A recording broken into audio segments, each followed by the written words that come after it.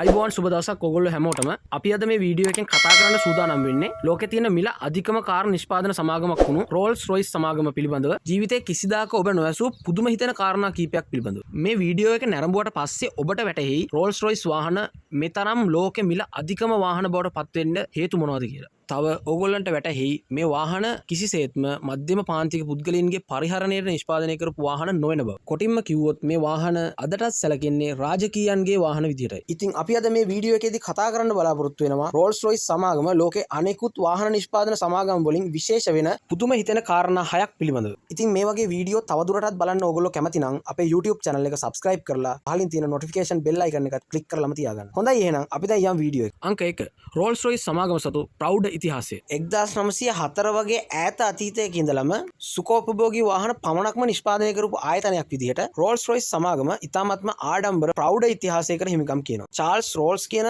ධනපති පුද්ගලයාගේ Henry Royce කියන නවනිපැයම්කරුවාගේ එකතුවෙන් ආරම්භ වුණු මේ රෝල්ස් රොයිස් සමාගම එවකට තිබුණු අනෙකුත් වාහන නිෂ්පාදන සමාගම් හොඳ ඉන්ධන කාර්යක්ෂමතාවයක් සහ අඩු නඩත්තු පිරිවැයක් සහිත වාහන නිෂ්පාදනය කිරීමට මුල් තැන ලබා දෙන අවධියක ඉතාමත්ම හොඳ ගුණාත්මක භාවයක් සහිත සුවපහසු අතින් ලෝකයේ ස්තරම්ම කාර් නිෂ්පාදනය කිරීමට මොවුන්ගේ සුවිශේෂී අවධානයක් පැවතීම මේ රෝල්ස් රොයිස් වාහන රාජකීයන් අතර ඉතාමත්ම ජනප්‍රිය වීමට ප්‍රධානම හේතුවක් බවට පත් වුණා. අංක 2 හොඳ කල් පැවැත්මක් සහිත වාහන නිෂ්පාදනය කිරීම. 1904 තරම් ඈත අතීතයේ නිෂ්පාදනය කරපු වාහන පවා අදටත් ඉතාම හොඳ ධාවන තත්ත්වයක පැවතීම මේ රෝල්ස් රොයිස් වාහනවල කල් පැවැත්ම ගැන අපිට මනාව පැහැදිලි කරනවා. මේකට හේතුව වෙන්නේ රෝල්ස් රොයිස් සමාගම වාහනයක් නිෂ්පාදනය කිරීමේදී ලෝකයේ තියෙන උසස්ම ගණයේ අමුද්‍රව්‍ය, ලෝකයේ සිටින දක්ෂතම කාර්මික ශිල්පීන්, ඉතාමත්ම දුර්ලභ ගණයේ තාක්ෂණික ක්‍රමවේද, ලෝකයේ තියෙන මිල අධිකම අමතර කොටස් වගේ දේවල් භාවිතා කිරීමයි. මෙවැනි දේවල් භාවිතා කිරීමේදී ඉතාමත්ම අධික පිරිවැයක් තම සමාගමට දැරීමට සිදුවීම රෝල්ස් රොයිස් වාහන ලෝ මිල අධිකම වාහන බවට පත්වීමට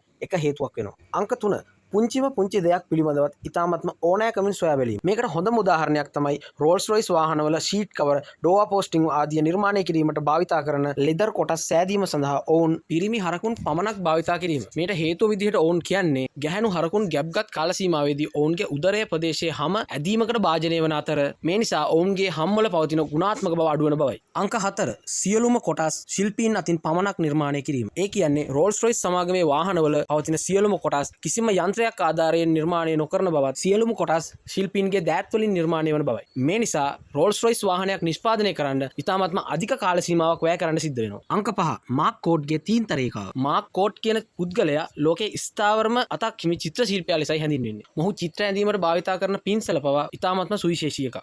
මෙම පින්සල ලේනුන්ගේ රෝම ආධාරයෙන් නිර්මාණය කරන ලද්දක් බවයි හැඳින්වෙන්නේ. සෑම රෝල්ස් රොයිස් මෝටර් රථයකටම මෙම පුද්ගලයා මෙම පින්සල ආධාරයෙන් රේඛා කීපයක් සහ සරල මෝස්තරයක් අඳිනු ලබනවා. ඉතින් මේ වෙනුවෙන් ඔහුට පවුම් ලක්ෂ ගානක ඉතාමත්ම අධික වැටුපක් ලබා දෙන බව රෝල්ස් රොයිස් ආයතනය සඳහන් කරනවා. මේකට තවත් හේතුවක් තමයි ඉතාමත්ම දක්ෂ චිත්‍ර ශිල්පියෙක් වුණත් මාක් කෝඩ් වෙන කිසිදු චිත්‍රයක් ඇඳීම සිදු නොකිරීම. අංක 6 ස්පිරිට් ඔෆ් එක්ස්ටසි. ලෝක ප්‍රසිද්ධ රෝල්ස් රොයිස් සමාගමේ ලෝක ප්‍රසිද්ධ තවත් අංගයක් තමයි එහි ඉදිරිපස ග්‍රිල් එක මත පවතින ලෝහ ප්‍රතිමාව. ස්පිරිට් ඔෆ් එක්ස්ටසි යනුවෙන් හැඳින්වෙන මෙම ලෝහ ප්‍රතිමාව ඉදිරිපසට නැමී සිටින කාන්තාවකගේ ඇඳුම සුළඟට ලෙලදෙන ආකාරයක් නිරූපණය කරනවා. මෙම ප්‍රතිමාව සැලකෙන්නේ ලෝක ඉහළම වටිනාකමක් සහිත වෙළඳ ලකුණක් ලෙසයි. ඉතින් මේ රෝල්ස් රොයිස් වාහන ලෝකෙ මිල අධිකම වාහන බවට පත්වීම ඉතාමත්ම සාධාරණයි කියලා මේ කරුණු 6 අවධානයෙන් බැලුවා නම් ඔබට හිතෙනවා ඇති. ඉතින් මේ වගේ වාහන සම්බන්ධ තවත් වටිනා වීඩියෝ එකකින් ඔබ හමු වන බලාපොරොත්තු වෙන වීඩියෝ එක අවසන් කරනවා. බොහොම ස්තුතියි. සුබ දවසක් ඕගොල්ලෝ හැමෝටම.